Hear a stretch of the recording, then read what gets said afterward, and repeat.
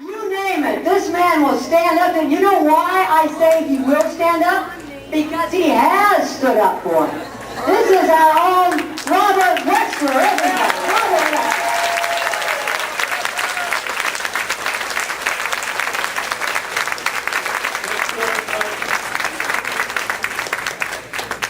Maria. Thank you, Maria, who does an extraordinary job in Tallahassee for not just her constituents, but for all Floridians. This is a bit of an emotional moment for me, but I came here to Century Village. There was an extraordinary couple, Ronnie and Phil Loeb, who many of you may remember. A gentleman named Joe Tarnow, and a group of ladies, Edith, Edith, and Edith.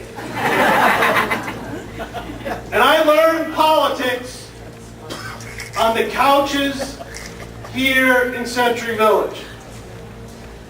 And to come back today and do something, quite frankly, that I never thought that I would do.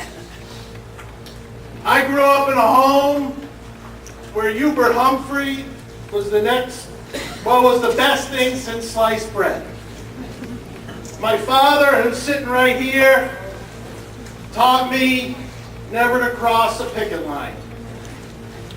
I'm a Democrat through and through, who cherish this nation, cherish their freedom, cherish their liberty, cherish the opportunity that this nation gave to them, oftentimes as immigrants or the first generation of immigrants.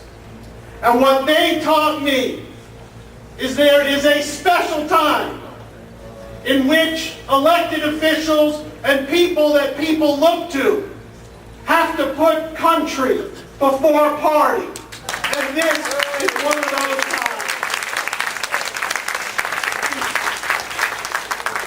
In his inauguration speech, when he became governor, Charlie was kind enough to invite me to come to Tallahassee. And he told me that he wanted to announce in his inaugural address that his first trip as a governor, a trade mission, he didn't want to take it to the biggest market in the world. He didn't want to take it to the closest geographical spot. He wanted to visit the state of Israel.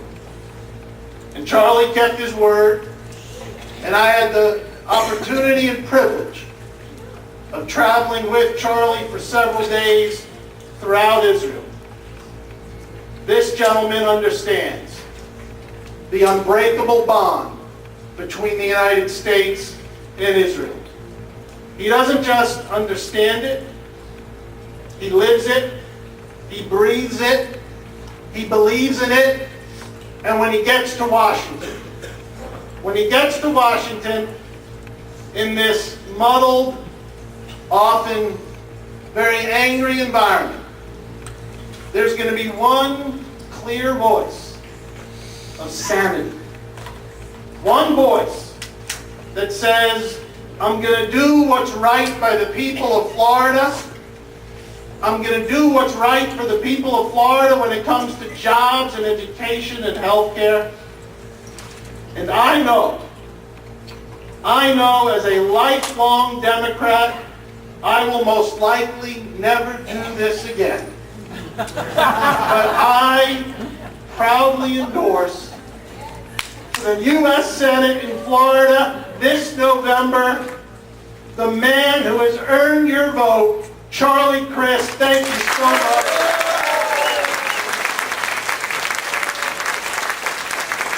Wow, that's you're a tough act to follow, Congressman. But I will attempt to do so. Isn't he a wonderful man? Please give another round.